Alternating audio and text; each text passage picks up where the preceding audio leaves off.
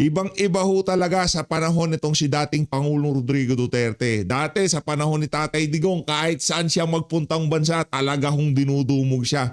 Dito sa pagbisita na to nitong si Marcos Jr. dyan sa UAE, nilangaw ho. Hindi ho siya pinansin ng ating mga kababayang OFW. Siyempre, UAE yan. Napakarami nating kababayang nagtatrabaho dyan. Pero mamaya na ho natin pag-usapan yan. Rerekta ho tayo mamaya dyan sa interview nitong si Azurin dito sa Billionaire News Channel. Kaugnay pa rin ho ito sa napipintong impeachment laban dito kay VP Sara. At itong si Congressman Leviste talagang inuumpisahan na ho ang panggigipit sa kanya. Dito ho natin makikita na ang mga individual na nagsasalita laban sa administrasyon na to, talagang dinidispatcha nila. Yan na yan ang nangyari dito kay dating Pangulong Rodrigo Duterte, Pastor Kibuloy, Vice President Sara Duterte, ganyan na ganyan din ho ang ginawa nila. Kung anong ginagawa nila dito sa bata na to, yan ang ginawa dito kay dating Pangulong Rodrigo Duterte. Pero bago yan, isang like at isang subscribe. Masaya na ho tayo dyan sa mga gusto sumali sa ating community. Yung join button, nandyan lang ho sa baba. Rekta ho muna tayo kay Boss Dada. Tatlo ho ito, sunod-sunod, puro Boss Dada to. Boss Dada, mega love shoutout. Palakpakan ho natin itong si Boss Dada. Isa sa mga banateros at isa sa mga sinusubaybayan nating political vlogger. Napakahusay, talagang prinsipyo. Bilibo tayo dyan. Game. Ayan na. So, ganito ang kalakaran sa Pilipinas. Yan. Kapag ka ikaw ay kalaban ka ng mga korap at nilalabanan mo ang korupsyon, hahanapan ka nila ng butas.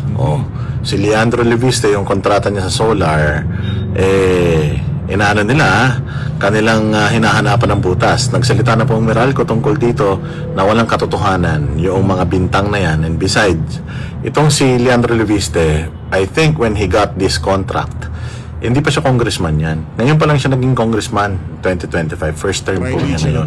At dahil sa nakikita niyang corruption, ito ang kapalit. Di ba? Sabi din ni Leandro Leviste, nag-divest na siya or binenta niya na yung kanyang kumpanya. Hindi na siya ang may-ari ng kumpanya. Dahil nga, pag ikaw ay nasa serbisyo, dapat walang conflict of interest.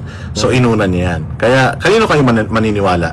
Sa mga congressman na pinoprotektahan yung mga amo nilang magnanakaw dahil kasapakat din sila sa pagnanakaw. In-expose ni Leandro Leviste yung pagnanakaw nila O dito sa batang ito na ang nais lamang ay malinis ang korupsyon sa Kongreso at sa Bayang Pilipinas. Lagay niyo dyan sa comment section. Yung lagay nyo ho dyan sa comment section. Kanino kayo mas naniniwala? Dito kay Congressman Lian Leviste o doon sa siraulong nagpinapaimbestigahan na daw yung di umanong binenta niyang prangkisa. Ibang klase talaga yung mama na yun. Merong Cabral Pals, merong testimonya ni Zaldico. Pero ang pinagdidiskitahan niya, itong bata lang yung Boeing Raymulla na to. Kaya di ba? Kaya kung ano-ano yung mga nangyayari sa katawan mo Sama-sama ng ugali mo, di ba? Huwag kang ganon. Hoy, Boyeng. Ako, di natin inaano yan. Di tayo nananalangin ng kung ano pa man. Pero pagka masama ugali mo, talagang, di ba? Pambihira talaga tong si Boy. Ayusin mo buhay mo. Diba? Ang dami mo pwedeng imbestigahan. Kung paano pa uwiin dito si Zaldico. At para dito na natin siya tostahin. Yahin lamang ayaw na niya atang magsalita. Dati, ayaw natin siyang pauwiin. Kasi nagsasalita siya, dinalabas niya lahat Diba? Nagsasalita siya. Tinutulungan niya ang sambayan ng Pilipino para mapinpoint kung sino nga ba yung mga dapat singilin natin sa mga kapalpakan na ito nangyayari sa ating bansa. Yarin lamang ayaw na niya magsalita. Dapat dito kay Zaldico, pauwiin na yan sa Pilipinas. Pero pagka nagsasalita yan, huwag ka muna umuwi, diyan ka muna. Ganun lang naman yun. Habang nagsasalita ka, nasa likod mo ang sambayan ng Pilipino. Pero ngayon nananahimik ka, wala kang kaibahan kay Marcos Jr. at kay Martin Romualdez lang yaka. Rumekta ho tayo dito sa away nitong dalawang magkamag-anak ata to di ba? Magkamag-anak to. Itong si Benjamin Magalong at itong si Auntie Claire. Ito, tuloy natin. Game. Ito magandang laban. Dalawang aso ni BBM nagkakagatan. Sino kaya ang mas malakas ang rabies sa kanila? I-comment nyo dyan sa comment section. Sino mas malakas ang rabies dito sa dalawa na to? Si Benjamin Magalong o itong si Auntie Claire? lang niya sinira nitong si Benjamin Magarlong ano niya yung imahe niya sa ano niya sa naisin niya na makuha ang atensyon ng si Raulo sa Malacanang, di ba? Ano lang ho yan tipong malapit ka sa Pangulo. Nakita ho siguro niya, kayang utoy nitong si Ping Lacson Boytago itong si Marcos Jr. Dati kong boss yan, PNP, at ako naman kilalang maprinsipyo. Try kong utuin kung kaya ko. Hindi ka naman senador. Kung senador ka, pwede kang tawagan ni Marcos Jr. Pwede kang, hindi ba? Pwede siya makipag-chokarat sa'yo. Pero ikaw hamak na mayor lamang dyan sa Baguio. Kaya itsipwera ka. Wala kang kwenta, para ka lang si Auntie Claire, di ba? Takinig Comment nyo yan. dyan, Ito comment nyo. matindi talaga. Di ba? Oy, Magalong, ano ba kasing gusto mong gawin? Threatened sa'yo si Claire Castro. Baka daw agawin mo yung mic sa kanya. Parehas lang kasi kayong madaldal. Wala naman kayo parehas laman. Yo, hello, malupit talaga to si Boss Dada. Palakpakan muna na si Boss Dada. Isa pa. Ito ito. Doon sa programa nilang Banateros tawag dito, Vox Populi. Ito game Vox Populi. Wala bang Duterte diyan sa mga ine-expose mo or in-expose mo na mga listahan? Actually, yung funny thing is, baka kung Ito yung itong FB page niya. Boss Dada, ayan nakapalo ho tayo dyan kasi idolo natin yan Malupit yan di ba? Baka hindi nyo pa ho napanood to Ulitin ko lang Ito, mag-follow ho kayo dyan. Boss Dada. Wala bang Duterte diyan sa mga ine-expose mo or in-expose mo na mga listahan? actually, yung funny thing is, baka kung may Duterte, gusto nilang ilabas yung listahan. Yes. Nilabas yung listahan, walang insertion na nakapangalan sa Duterte, kaya ayaw nila sanang ilabas yung listahan. I have a few things to add. Number one, sa 2025 budget per district summary ng DPWH mismo, nandun yung allocable per district. 4 na distrito sa bansa ay 0 ang allocable budget. 2 sa Davao City, 1 sa Davao del Norte, at 1 sa Zamboanga City. Sino ba yung mga nandun? Kasi Congressman puro Davao Pulong, Ungab, Bebot Alvarez, at Kimer Olaso, if I'm not Yun. mistaken. At dapat lang ikumpirma ng DPWH, totoo ba ito o hindi. Yan. Kasi factual naman yan Yes. Pangalawa, sa list of proponents ng insertions nandiyan din po. At kaya parang ikinalungkot ng ibang mga nag-i-interview na tinanong ako, meron ba si Duterte dyan? Sabi ko, wala. Parang hindi yun yung sagot na gusto nilang marinig Di ba? Ganun naman talaga yan mga kababayan. Yung mga nag-i-interview dyan kay Congressman Lian, pagka yung mga dokumento walang Duterte siya, hindi nakalista ang pangalan ng mga Duterte, talagang nalulungkot yung mga yan. Di ba? Kaya nga ayaw rin ipalabas yan. Ayaw din sigurong siya sa atin ni Boying Remulla yan o ng ombudsman. Di ba? Wala na daw. Sino magpapatotoo? Anak ng tokwa. Si Cabral lang ba ang empleyado diyan sa DPWH?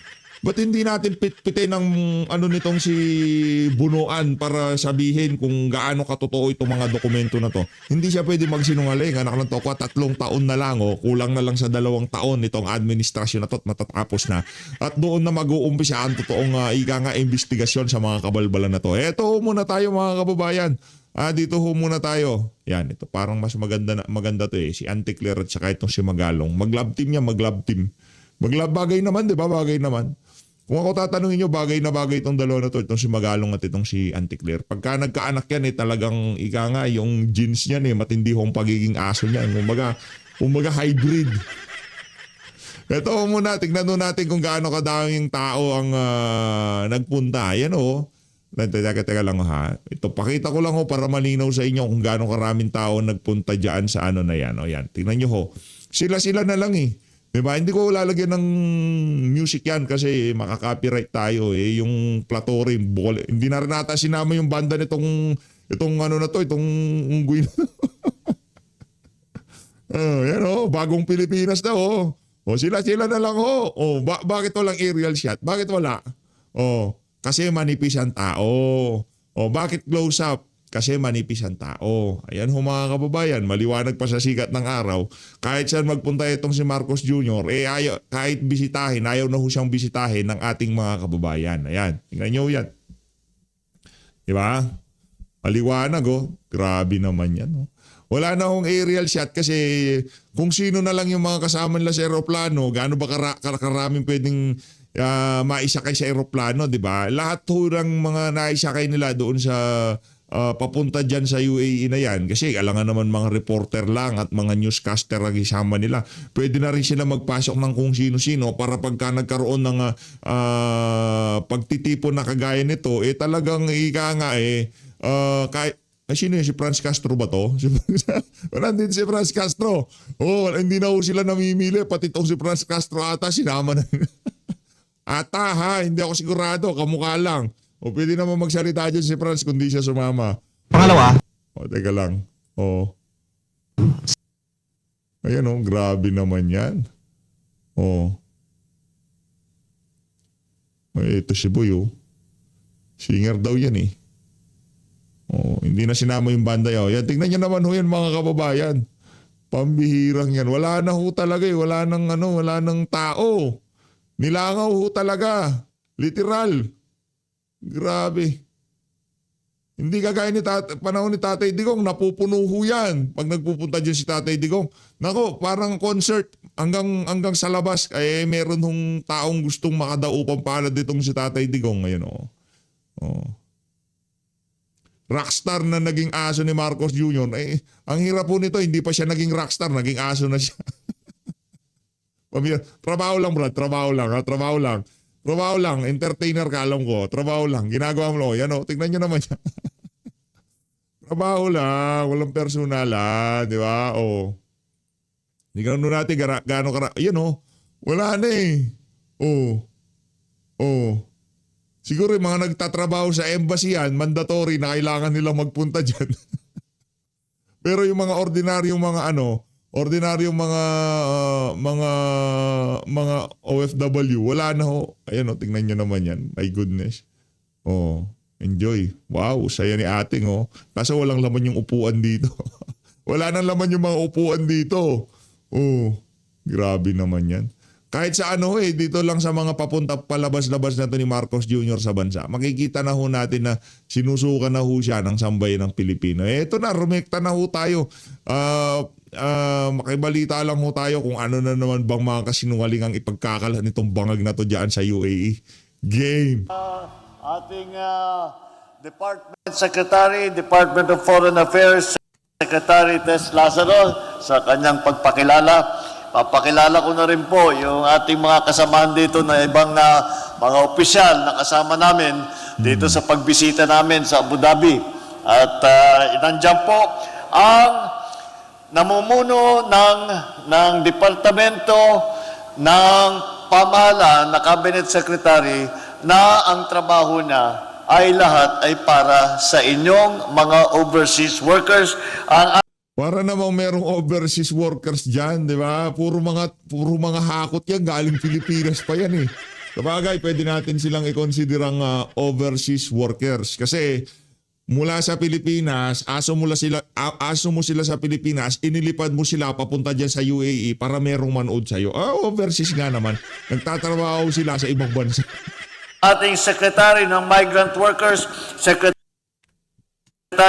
Hans Kakdak. Tapos po, siguro nakita naman po itong pinadisplay namin. Ito po yung ating app na ginagawa para yung ating mga kababayan sa Pilipinas at kayo po na nandito sa abroad ay hindi na kailangan pumupunta sa mga opisina. Lahat po ng pangangailangan ninyo sa ating pamahalaan ay kaya nyo nang gawin dito sa ating eGov app na eGov app na kinakalat po natin. Pag binuksan po ninyo yan, pwede na po kayong pumunta sa lahat ng kahit na anong departamento sa kabinete, lahat ng departamento sa pamahalaan upang gawin kung ano pa ang kanyang pangangailangan. Hindi nyo na po kailangan pumunta sa opisina, hindi nyo na po kailangan pumunta ng Maynila para lakarin ang mga papeles ninyo. Yan po ay ginawa ng ating Department of Information and Communication Technology. Nandito po, Secretary Henry Aguda ng DICT. Andito rin po ang isa pang opisyal na ang kanyang trabaho po ay para ulit sa ating mga minamahal na kababayan na OFW. Andito rin po ang Overseas Welfare Administration Administrator, PY Kaunan.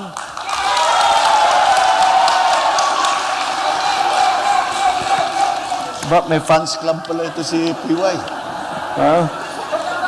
Nagdala ng pala eh. At siyempre, batiin, kilala niyo naman po ang ating Philippine Ambassador. Philippine Ambassador po, Alfonso Ferdinand Ver. Mandatory ho yan mga kababayan na kailangan magpaalakpakan sila. Kasama yan sa usapan, kasama sa bayad yan. Ang tumutulong po sa atin dito po sa UAE. At malaki pong tulong na ginagawa niya dahil po tinatrabaho niya ang pagsasama-sama ng UAE at saka ng Pilipinas. Siya po ang Special Envoy of the President to the UAE for Trade and Investment, Maria Ana Katrina Yu Pimentel. Yan. Ngayon alam nyo na ho dahilan kung bakit itong si Pimentel hindi ho niya mabanat-banatan itong si Marcos Jr., di ba? Di ba? Ang sweetheart niya, aso ho ni Marcos Jr., di ba? Kaya isa ho yan sa mga gumugusto sa impeachment noong 19th Congress.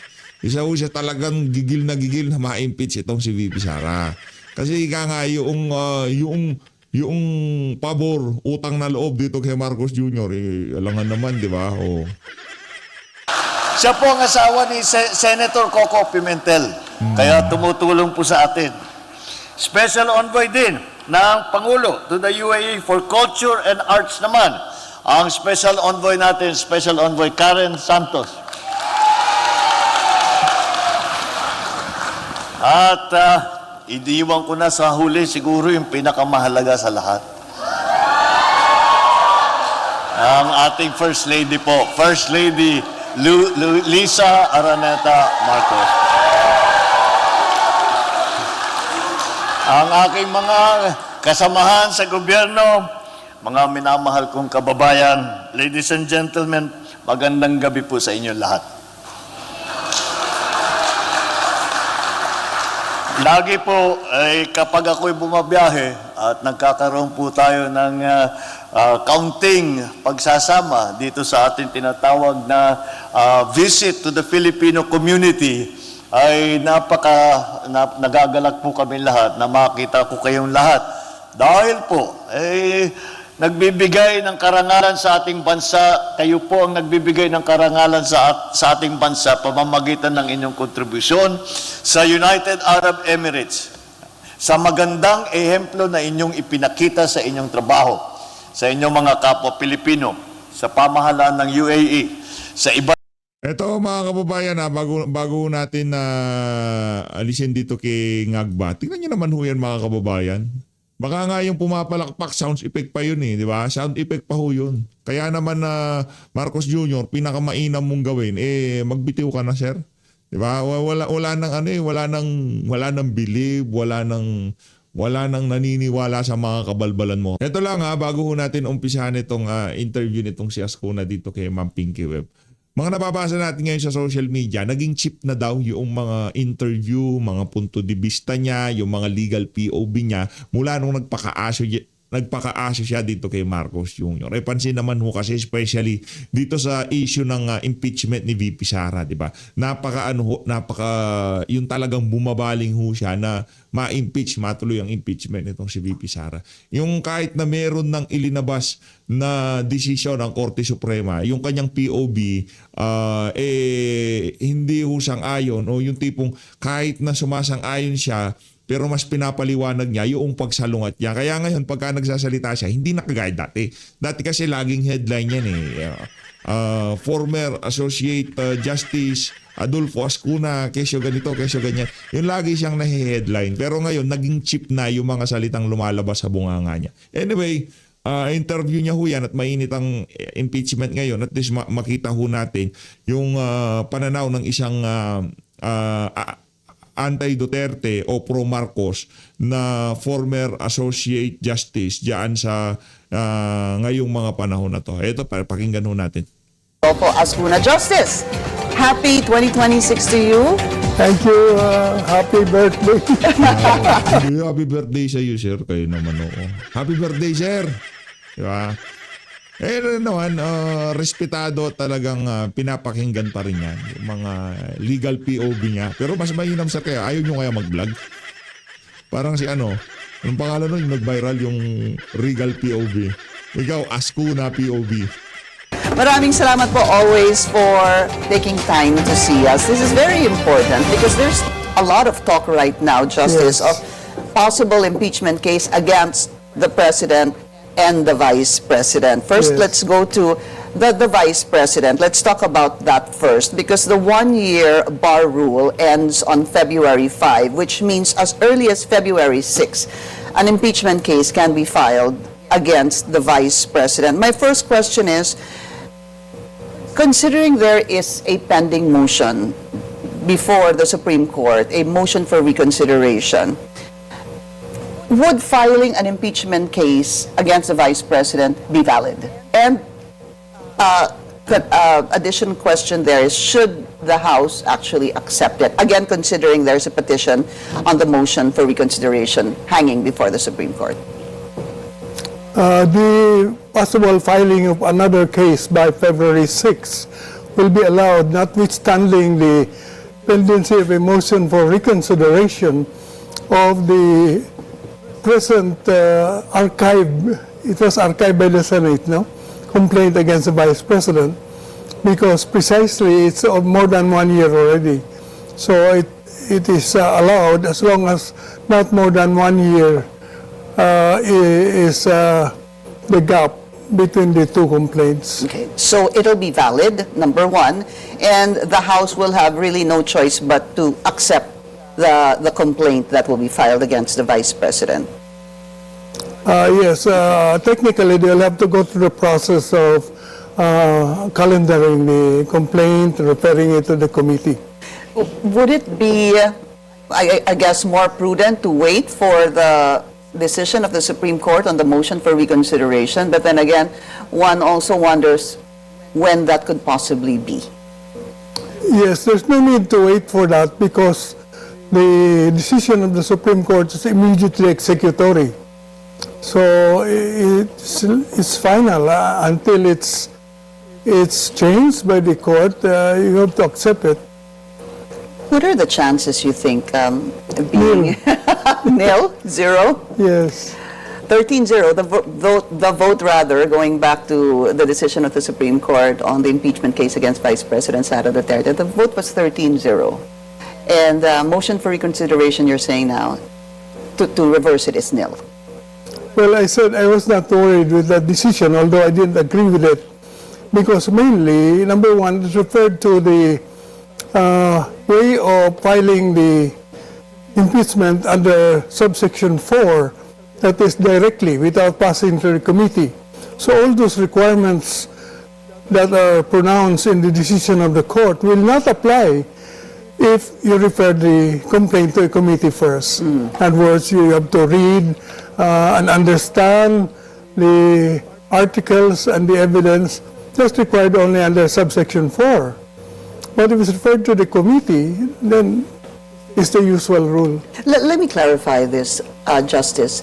If what happens in the next impeachment complaint, whether it's the President or Vice President, the House of Representatives gets 1/3 vote Yes. in plenary, they sign, it is presented in plenary, they vote, and they automatically transmit it to the Senate, which was what we saw what happened last year. Would that still be valid after, sir, after the decision of the Supreme Court saying that the previous impeachment case was unconstitutional and void. Can they still do that one-third vote? Yes, as I said, if they pass it through the committee process, then all those additional requirements of the Supreme Court in the decision against Sarah will not be binding because it's a different procedure. And if they follow the procedure through the committee reports within 60 days and they vote on that one-third vote, then that will go to the Senate for trial. Yeah. I spoke to Congressman Zia Alonto Adyong yesterday, and to him, he said, being a non-lawyer, he sees the mode of a one-third vote from the plenary now basically invalid. It's as if he's saying that they cannot do that anymore because of the decision of the Supreme Court. Would you agree, sir? No, that will be applicable only if they follow the subsection 4 procedure where the complaint doesn't pass to the committee and it Sige, walang problema yan. Sundan ka nila. Tapos meron na naman magpipetisyon sa Korte Suprema. Sundan nyo to si Ascuna. Tingnan natin kung saan tayo magpapang-abot. is made directly by the members of the House. They directly sign, one-third of them sign the articles. So the Supreme Court requires that if they do that, you have to prove that they understood what they signed. Right. But in the case of a complaint that is passed to the committee, they don't sign anything. They just vote. But how do you prove that you actually understood it? Let's talk about the one-third vote, Justice. The Supreme Court says you should have read it, you Yes. should have understood it, and you know what you signed. How does Yes. one actually prove that I understood it? That's why I said it is impossible already to follow subsection 4 unless they change it. Because the other possibility is you have subsection 8 where Congress can adopt rules. What the Supreme Court did was to adopt rules, which it should not, in my opinion. Now, having adopted these rules, Congress can change it Can they? because they have the continuing power to adopt rules. So the rules of the Supreme Court can be changed by Congress because these are just rules for the implementation of Articles 11. Supreme Court adopted rules, Congress can change it. So it will go back to the Supreme Court. Exactly. If they whether change the yeah, rules, of maybe course. somebody will petition that Yeah. before the Supreme Yeah. Court. What Yeah. happens? Yeah, maybe we can get a better decision that time. Okay. Yeah. So, Oo. Susundin nyo lang yung mga sosyo nitong si Ascuna para mas gumanda ang laban. Magkakaroon na naman ng petition sa Korte Suprema, magtatagal na naman. Anak ng Petrang Karapatan. Ay sa bagay, sabi nga nitong si Tuta Soto, wala na, rekta. Pagka fourth week na siya kagad, di ba? Pagka daw umabot sa lamesa niya, kahit madaling araw, maghihiring siya. here's yung part na madaling araw, ano na lang yung kumaga, KPH na yun, di na kay Tuta Soto yun. Ang sabi niya, yung fourth witness, hindi niya. Yun. another thing. The process by which this will happen. For example, let's backtrack a little bit to what happened last year. There were three cases filed, three different cases filed in the month of December 2024. There was no action by the House of Representatives, and then on February 5, that's when they filed the fourth impeachment complaint. Yes. And they gathered the one-third vote, and then diniretso po nila sa Senado yon. In-archive yung tatlo. You're right, in Archive Yeah, for Justice yung yeah. tatlo. What happens now once the one-year bar rule ends? Let's say on February 6, somebody files an impeachment complaint. On February 10, somebody files an impeachment complaint. On February 14, somebody files an impeachment complaint. Let's say multiple impeachment complaints are filed. When does the one-year bar rule clock begin? Well, the filing does not does not trigger the Ito ay mga pawang opinion lamang ni Ascuna ha. Bilang abogado, wala akong kaibahan yan kung tatanungin dyan itong si Attorney Vic Rodriguez o kung sino pa man. Ang bentahe lang nito, nagtrabaho siya sa Korte Suprema kaya ini-interview siya sa mga usapin na yan. Pero ang Korte Suprema pa rin ho ang magsasabi kung tama o puro kabuktutan o kabalbalan lamang ang sinasabi nitong si Ascuna na rumaraket ngayon. the counting of the 1 year is the referral to the committee or the archiving. So, in this case, if the one filed on February 6 is referred to the committee within 10 Sabi siguro nitong si Ascuna, pambihira, ang sarap pala mayat-maya ini-interview, paldong-paldo ka pala. O sige, interviewin nyo na ako ng interviewin. Marami akong mga Ascuna POV kaugnay dyan sa impeachment na yan. Kaya ngayon, mayat-maya ini-interview ho siya.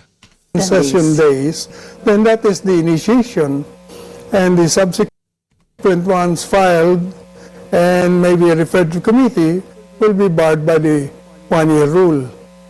Although in my opinion, if they are all referred to the committee on the same day, it's not a violation because what is prohibited is not filing more than one, but Hindi filing more than violation. once Oh, hindi in a year. violation. Right.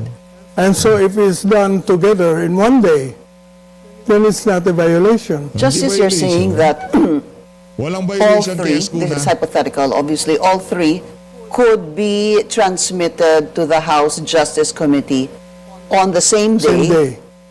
But how does that work? In the event that happens, which complaint do they handle? Or do they handle or hear the complaints one after the other? The first one, and then they end it. The second one, then they end it, and then the third one.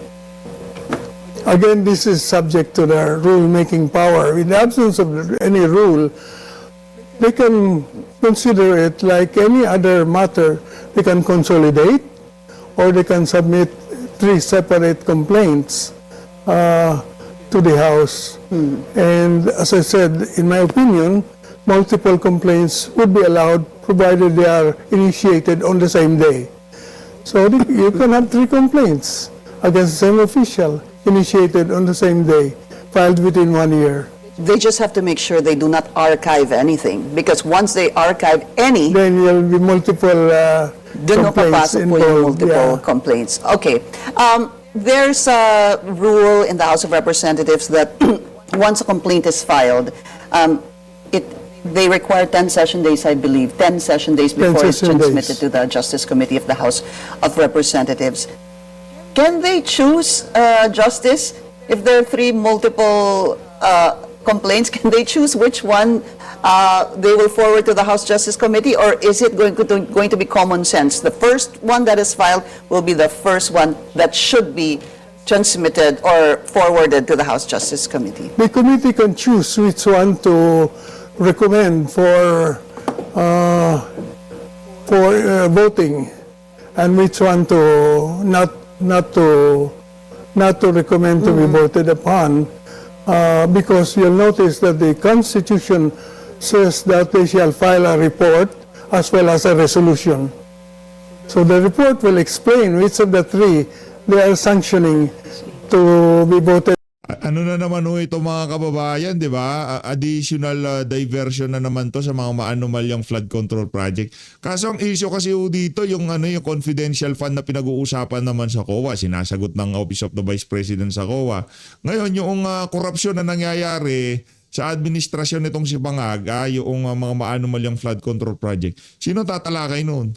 Diba? Sino ang ahensya ng pamahalaan na magsasabi sa sambayan ng Pilipino kung ano ng update doon sa mga na yon, doon sa mga kabalbalan na yon.